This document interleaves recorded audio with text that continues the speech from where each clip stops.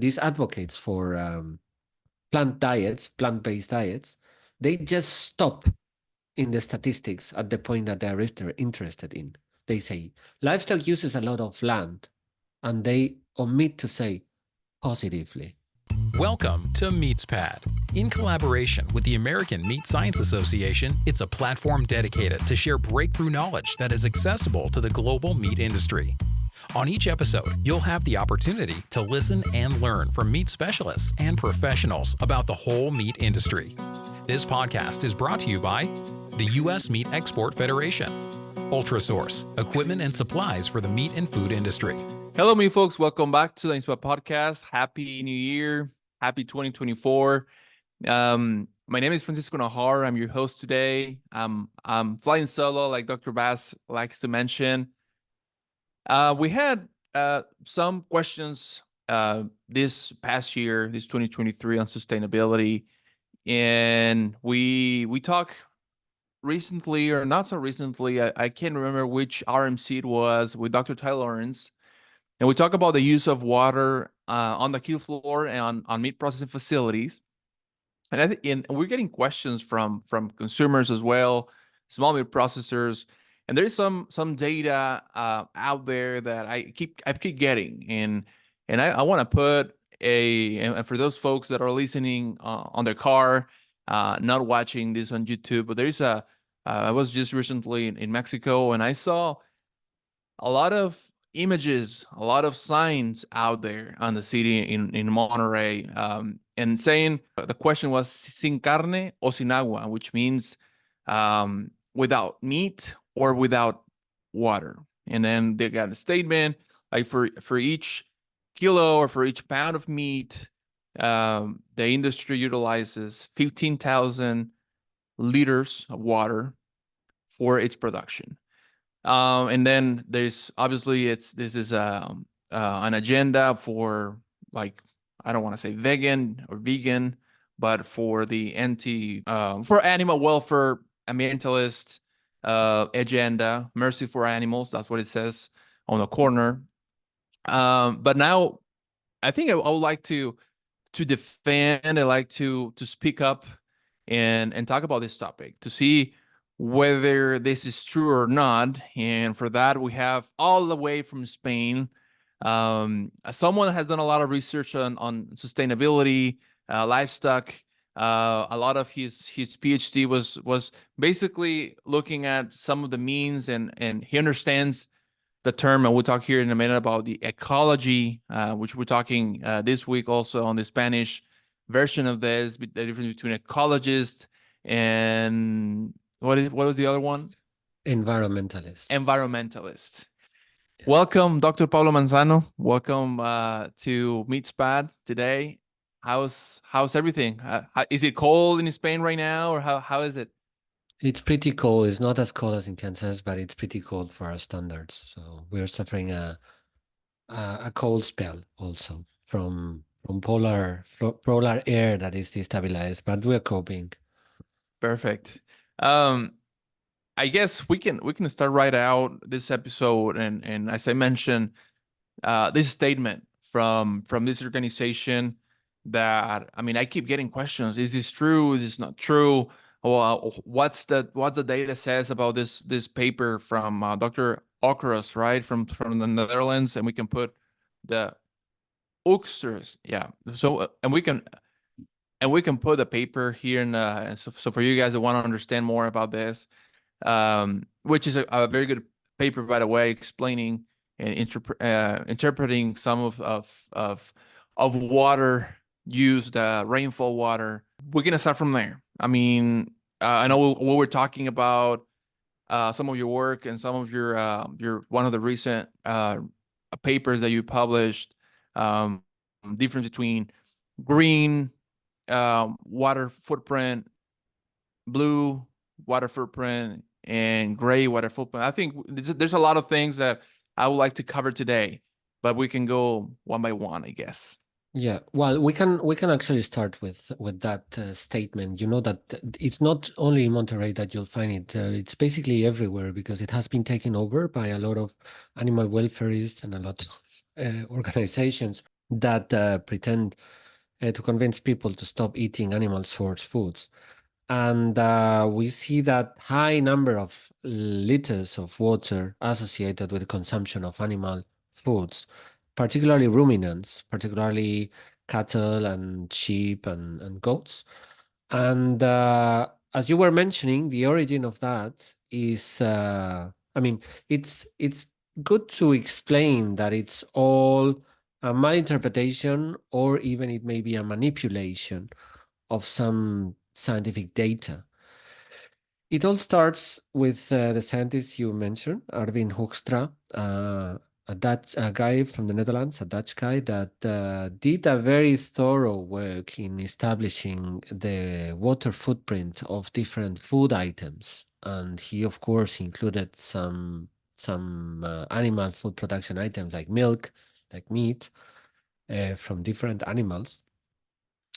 And when he published that, those data were just raw taken by these lobbies. We can talk directly about lobbies that make an interesting reading of it. But what do these 14,000 liters of milk of water mean?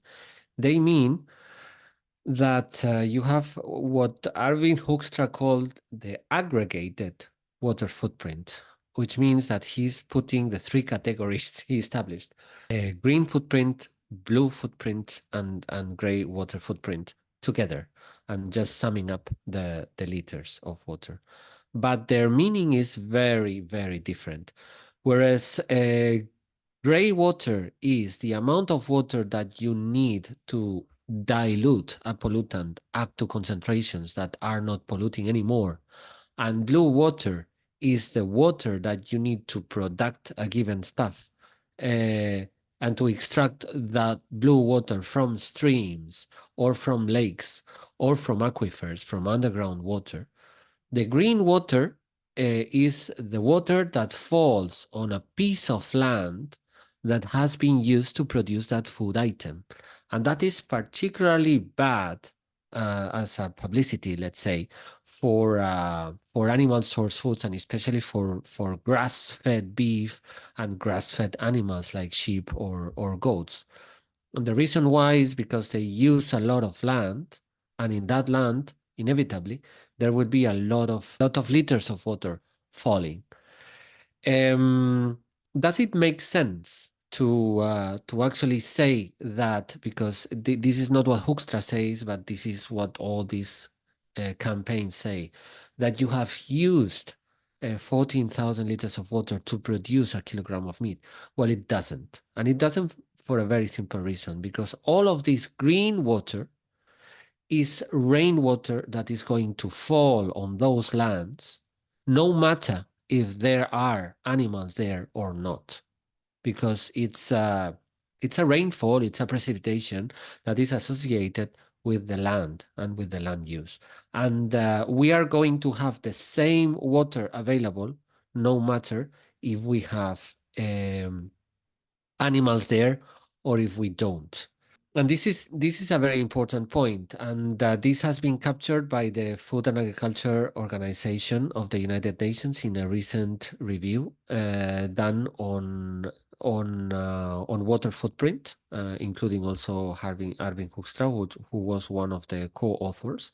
And there, what was recommended very clearly was that other types of measurements for the water footprint, such as the water scarcity index, are used instead of the aggregated water footprint, because they will induce to less error. And it's very, very easy to understand where the mistake comes from.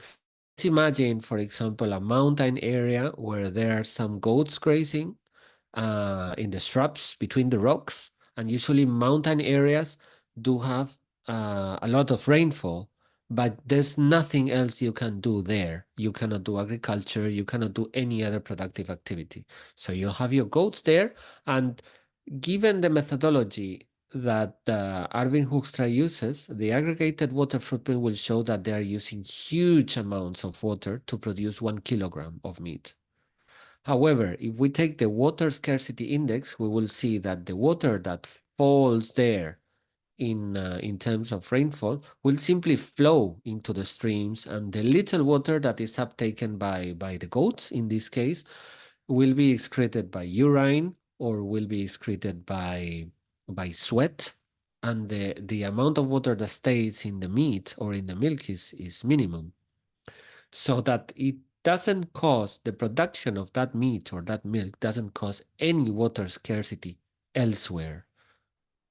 Okay, it's radically different. For example, if we are talking about production in a desert, in an oasis in a desert, because there the water is very scarce, and we may use very little water because of drip technology or because we are having animals that are highly resistant to drought.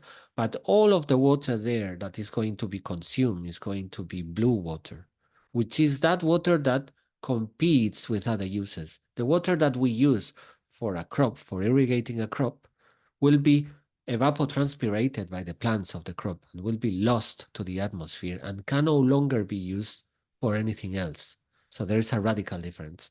Actually, the critics of Hoekstra said that what green water footprint was not really measuring the use of water, but the use of land. And that's another interesting topic, because you asked me on the topics that I deal with in my research, because that's also a source of confusion. Critics of animal agriculture say that ruminants use a lot of land, and that's partly true. But what they don't reflect is when they are comparing with tomatoes or with lettuce, they are not comparing how that land is used by the ones and by the others. Whereas when you plant crops, and including crops to feed animals, you are basically destroying all biodiversity that is there, and crop agriculture, it's one of the worst things that can happen to biodiversity. When you are having grazing animals there that are substituting the ecological function of wild herbivores like bisons, like deer, etc., they're doing very similar roles. And then you cannot consider that they are doing a negative use of the land.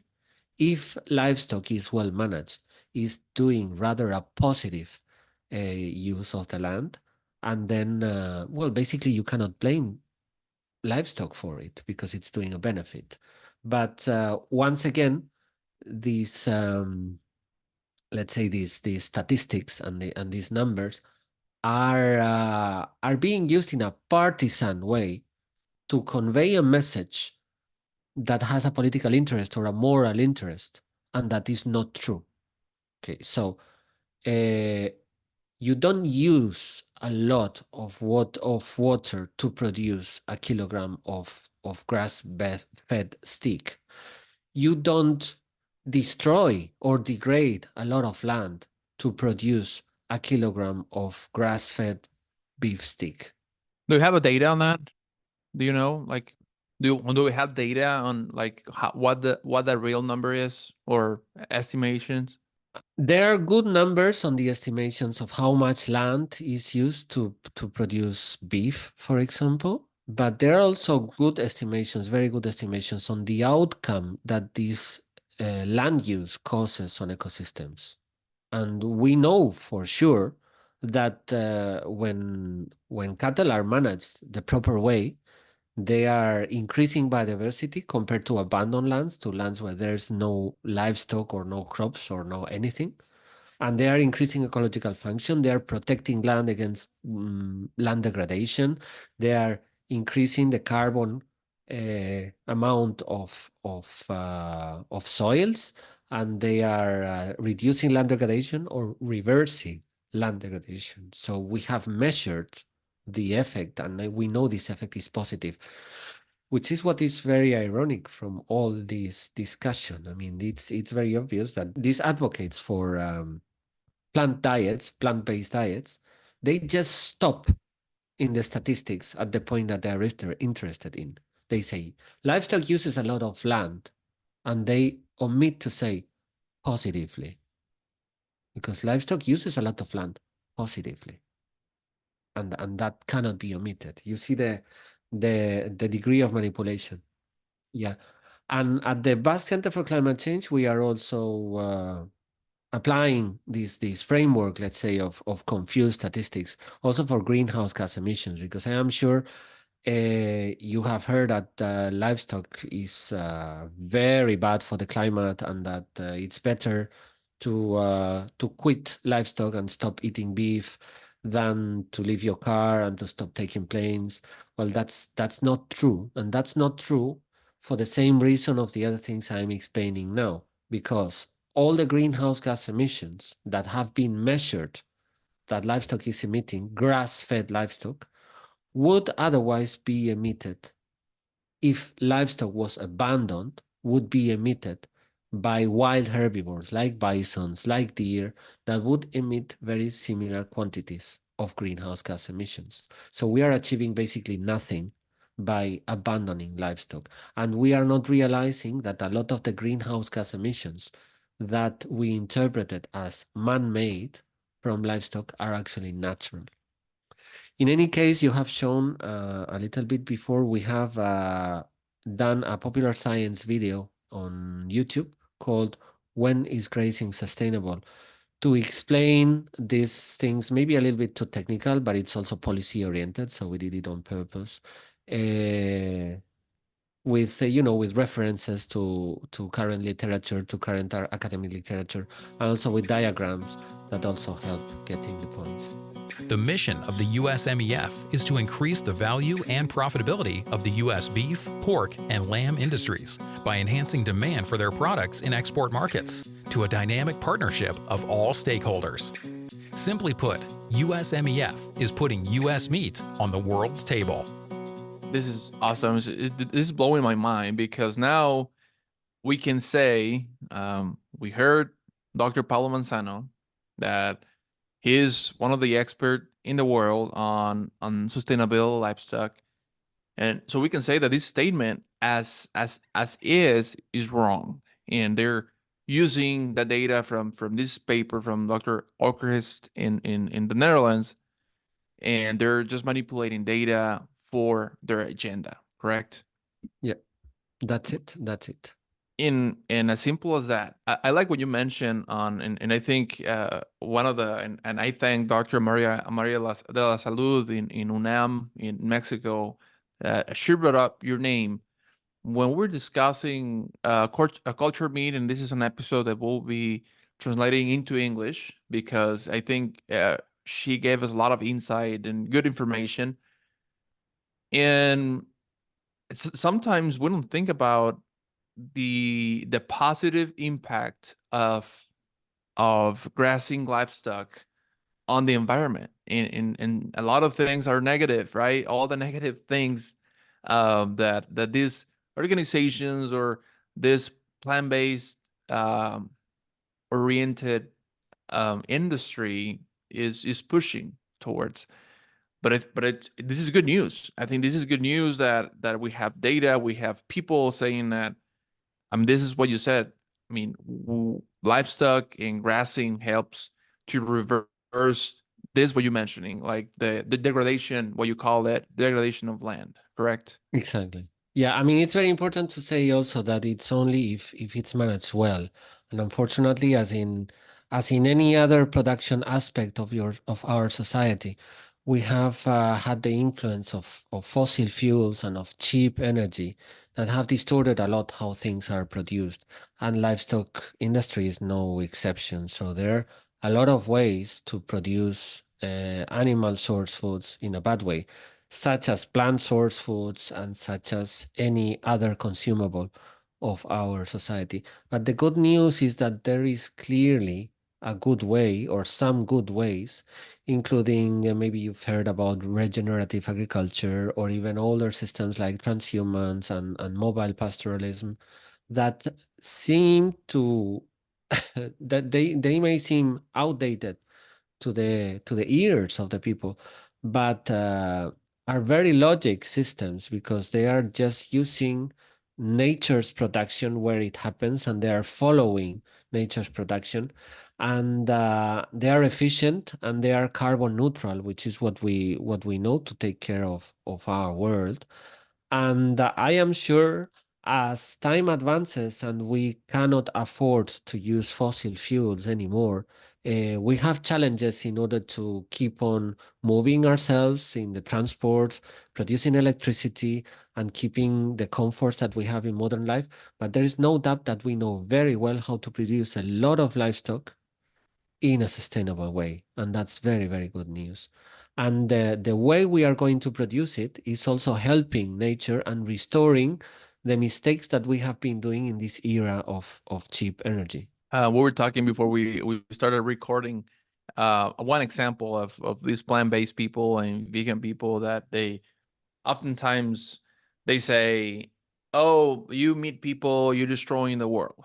It's like, I've heard that, and and then we started talking about this, and you give me an example of like these guys like tofu or all these plant people like rice, soy, or any other plant protein. And you were mentioning, right, like to for that production, for this plant-based production. I mean, tofu, rice, all that. They had to. To plow the land. Yeah. Right. Can you explain that? Because I mean, it's logic to me. It's logic. It is very logical that to plant some other plant-based like rice, and I mean, you had to destroy what was before then. Yeah, I think the problem in our society is that we have lost contact with the rural areas, so we no longer know how nature works and also how agriculture works and how food production works, because people don't go to the village of their grandparents anymore or their great grandparents anymore, so they don't have a clue on how things go. So they see a piece of meat in the supermarket and they think death. And then they see a loaf of bread and they say, oh, that's fine. I'm not going to kill anyone. And they don't realize that crop agriculture implies plowing, implies machinery, and it implies killing a lot of animals. First of all, to prepare the land. Plowing is plowing or just removing weeds are processes that kill a lot of animals. I recently was in Colombia in the Llanos area where rice production is increasing dramatically and it's increasing at the expense of natural pastures that have been there for millions of years. And the local residents were telling me how horrible and how dramatic it is when they see that after the machines have passed by, they see the bodies and the corpses of armadillos, of foxes, of deers, of capybaras, of a lot of animals, of birds, of bird nests destroyed, a lot of animals that are very cute, that really would move our empathy, but that, when you're in the supermarket and you buy your rice bag, you just don't realize, don't imagine, and then you go happily to your home because you don't know how food production goes in the rural areas. And there is a further issue for the people that are more concerned with climate change. They also don't realize that whereas livestock production is to a large extent possible without the use of fossil fuels, if you have a look at the economic history of agriculture, of crop agriculture, you will realize that at the beginning of the 20th century, there were horrendous problems to find fertilizers. Okay, so for example, in the United States, about 60 or 70 or 80 million buffalo were killed in the 19th century, but you would wonder where the bones are. All bones were grinded in order to fertilize fields because there was a very acute lack of fertilizer for crops.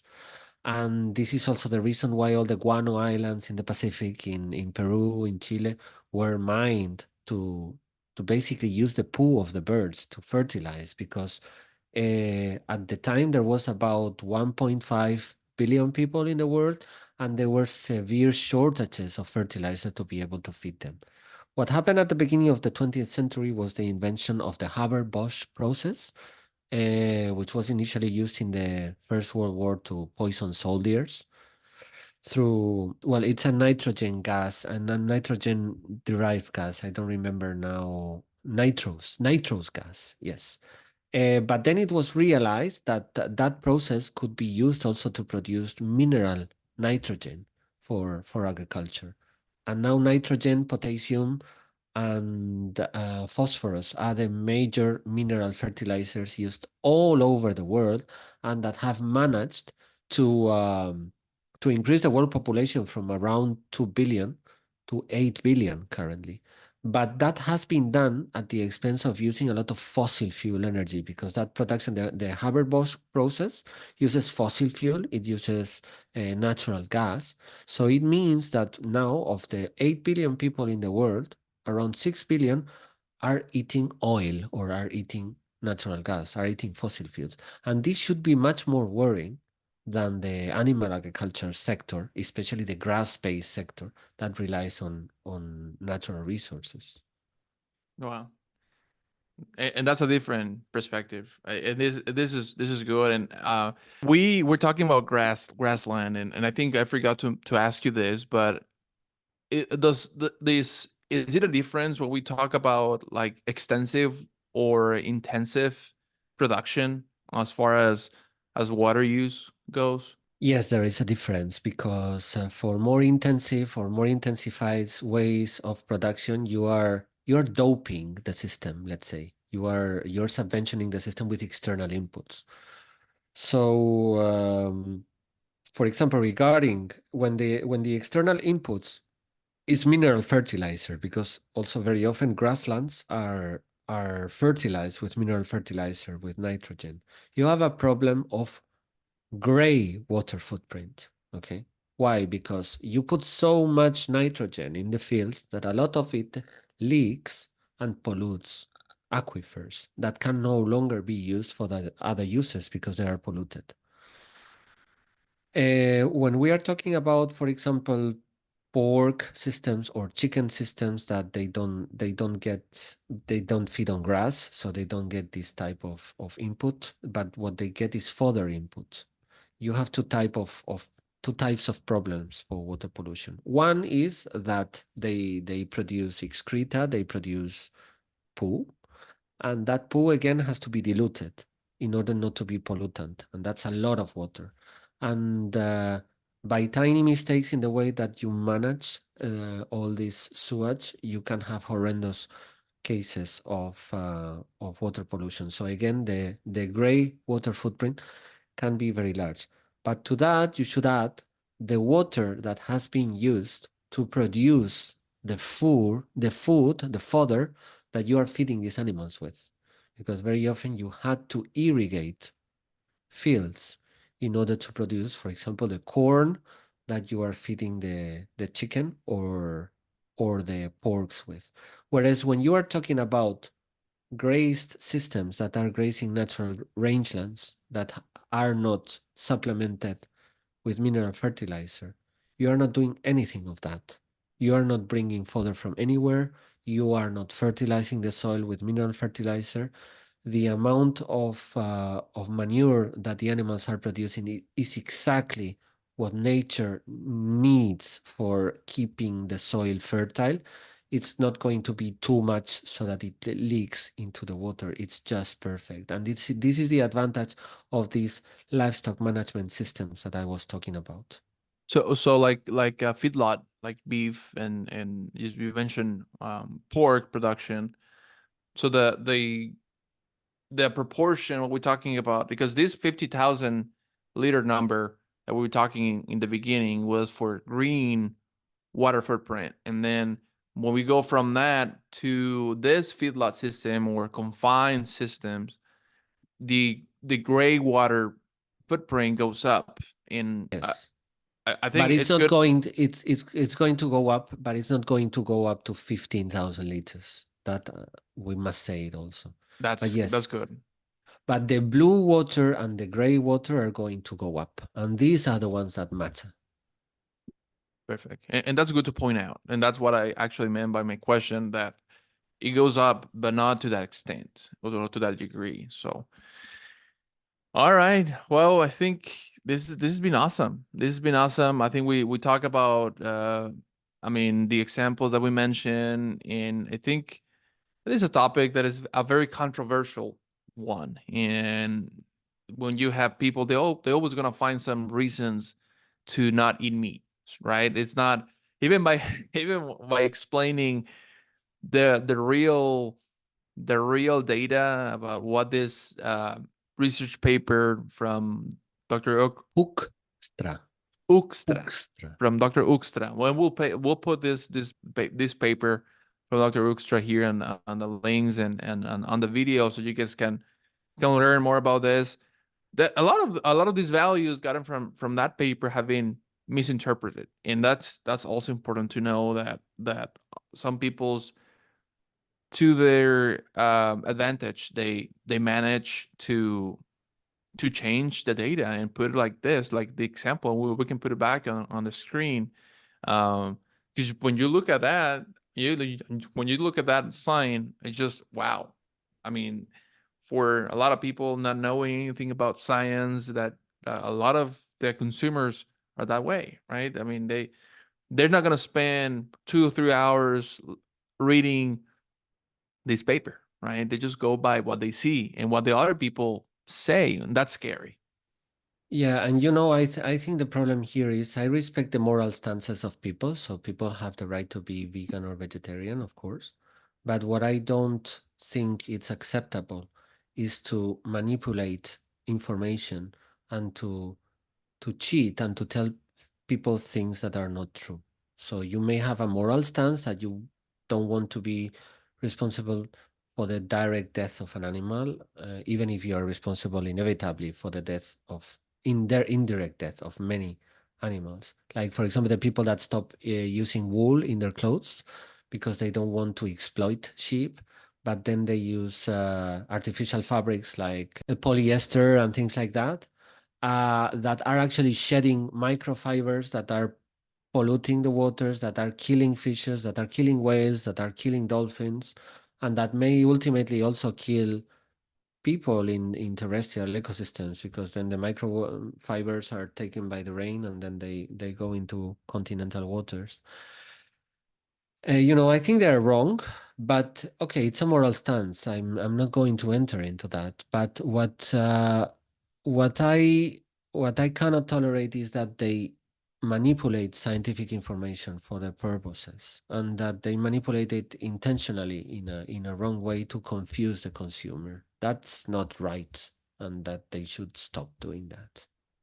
I agree. I agree. And platforms like this, I think it's our responsibility to talk about the truth. This is a science-based podcast. When we talk about science-based topics from an unbiased perspective. Like we like to talk about data and what is close to being real. So well, thank you for your time, Dr. Manzano. I hope we get to know you soon in person. Thank you a lot for your time. I don't know if you, well, actually, yes, I forgot to ask a question that I will always ask all our guests. How this passion started about being I mean, we talk about ecologists or environmentalists.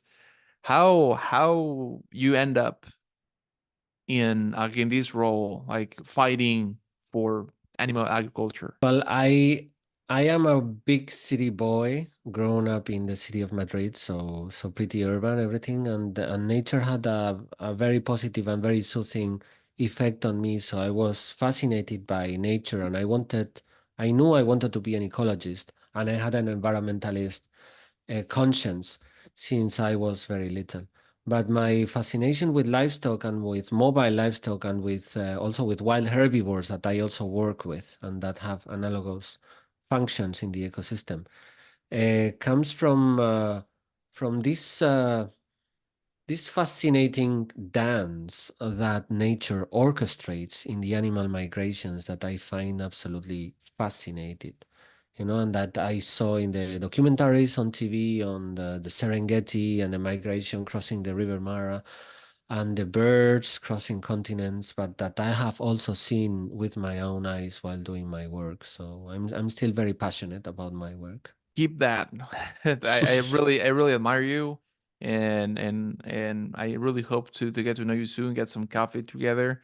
Thank you very much for your time. I know getting late over there.